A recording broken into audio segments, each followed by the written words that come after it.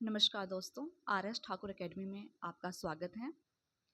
दोस्तों, इस चैनल पर हम हिमाचल प्रदेश पटवारी एग्ज़ाम 2026 और हिमाचल प्रदेश JOAIT का सिलेबस पूरा कवर करेंगे। और सबसे अच्छी बात यह है कि यह पूरा कोर्स आप सभी के लिए बिल्कुल फ्री रहने वाला है। इस कोर्स की एक और ख़ास बात यह है कि हमारा पूरा कंटेंट बाइलिंगुअल रहने वाला है, यानी हम हिंदी और इंग्लिश दोनों भाषाओं का इस्तेमाल करेंगे, ताकि चाहे आप हिंदी मीडियम से हो या इंग्लिश से, आपको समझने में कोई परेशानी न हो। हमारा लक्ष्य है कि हर छात्र अपनी भाषा में बेहतर तरीके से तैयारी कर सकें।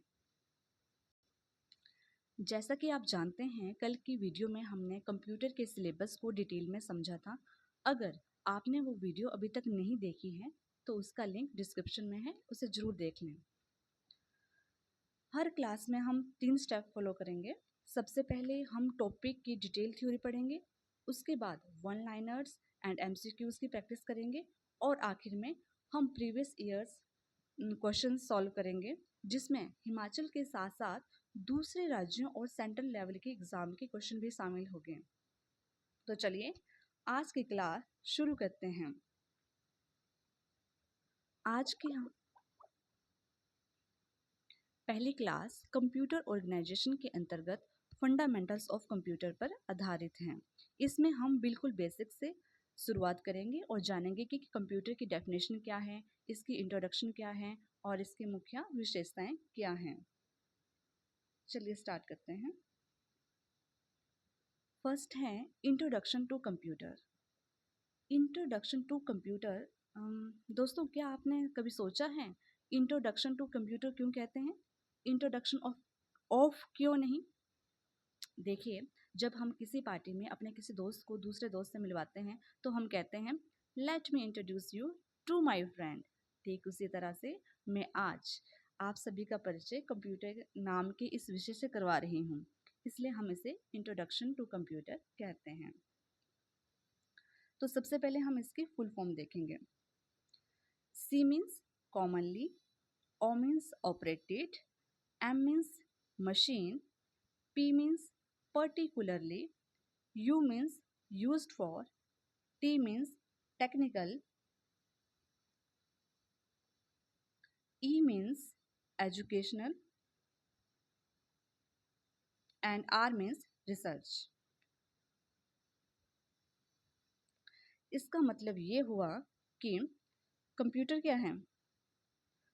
अगर हम सरल शब्दों में कहें कि यह तकनीकी शिक्षा और अनुसंधान के क्षेत्र में विशेष रूप से उपयोग की जाने वाली एक सामान्य मशीन है। मीन्स तकनीकी means technology, education and research के एरियाज में इसका यूज़ होता है और इसलिए इसका यूज़ होने वाली एक सामान्य मशीन है, कॉमन मशीन है ये। ओके, नेक्स्ट है ओरिजिन ऑफ कंप्यूटर। अब ये देखो कि कंप्यूटर कहाँ से ओरिजिन हुआ है, कौन सी भाषा से इसका ओरिजिन हुआ है और इसका मतलब क्या है। ओरिजिन ऑफ कंप्यूटर लैंग्वेज, यह लैटिन भाषा का शब्द है और लैटिन भाषा का कौन से शब्द से लिया गया है? ये ड्राइव्ड कहाँ से हुआ है? कंप्यूटेयर से, और जिसका मतलब है to calculate, to count means गणना करना। तो होप आपको समझ आ रहा होगा कि कंप्यूटर का मतलब क्या है और ये कौन सी भाषा से लिया गया है। इट्स इम्पोर्टेंट एंड इस कौन से शब्द से ड्राइव हुआ है ये। अब हम इसकी डेफिनेशन देखेंगे जो आप सभी जानते ही हैं। तो कंप्यूटर क्या है? कंप्यूटर एक इलेक्ट्रॉनिक मशीन है।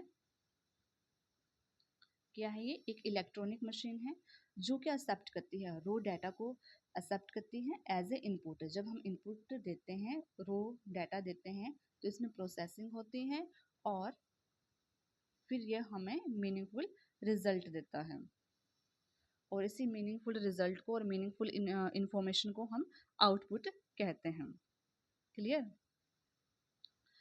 तो ये क्या हुआ? एक इलेक्ट्रॉनिक डिवाइस है, आप हिंदी में भी देख सकते हैं इसको, और जब हम इसमें प्रोसेस करते हैं तो ये मीनिंगफुल इन्फॉर्मेशन देता है। तो ये कौन सा साइकिल फॉलो कर रहा है? ये फॉलो कर रहा है basic cycle, means input process output, इसको हम आईपीओ साइकिल कहते हैं।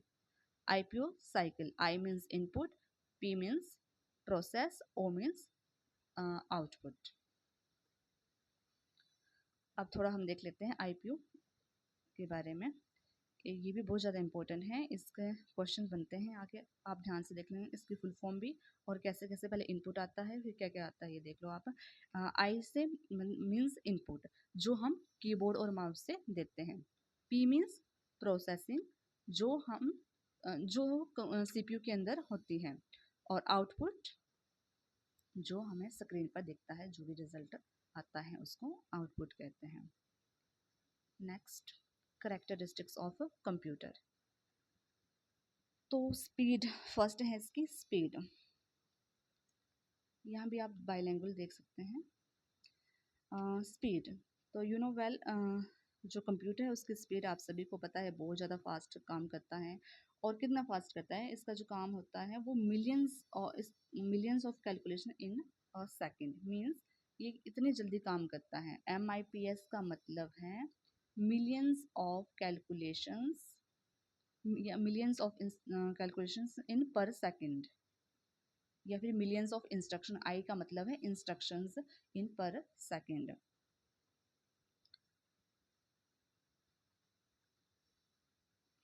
सेकेंड है accuracy, it always gives 100% correct result, मतलब ये एरर नहीं करता है, यह हमेशा ही इसका परिणाम जो होता है 100% करेक्ट होता है। और गलती तभी होती है जब इनपुट गलत होता है, मीन्स इसका कहने का मतलब है कि अगर आप जब गलत इनपुट डालोगे तो प्रोसेसिंग और आउटपुट भी आपको गलत ही मिलने वाला है। मीन्स ये जो GIGO लिखा है ये क्या है, G means garbage, I means input, G means garbage, O means output, मतलब गार्बेज इन गार्बेज आउट, मतलब जैसा आप गार्बेज डालोगे आपको वैसा ही गार्बेज मिलेगा। इट मीन्स कचरा डालोगे तो कचरा ही मिलेगा, इनपुट जैसा होगा वैसा ही मिलेगा, ठीक है। डिलीजेंस, नेक्स्ट है डिलीजेंस।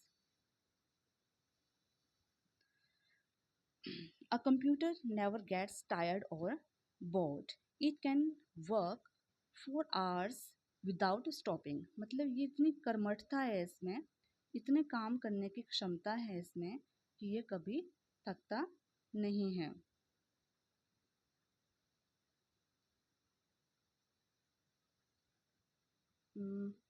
ये कभी थकता नहीं है और कई घंटों तक ये काम कर सकता है। Fourth is storage. Storage means क्या होती है स्टोरेज, स्टोरेज होते हैं भंडारण। तो आपको पता है ये कितनी सारी बड़ी बड़ी फाइलें स्टोर कर लेता है, और वो केवल एक थोड़े समय के लिए नहीं, ये बड़े लंबे समय तक फाइलों को स्टोर कर देता है, फोटोज़ को, फाइल्स को, वीडियोज़ को लॉन्ग समय तक। इसकी स्टोरेज कैपेसिटी जो है ये बहुत ज़्यादा है।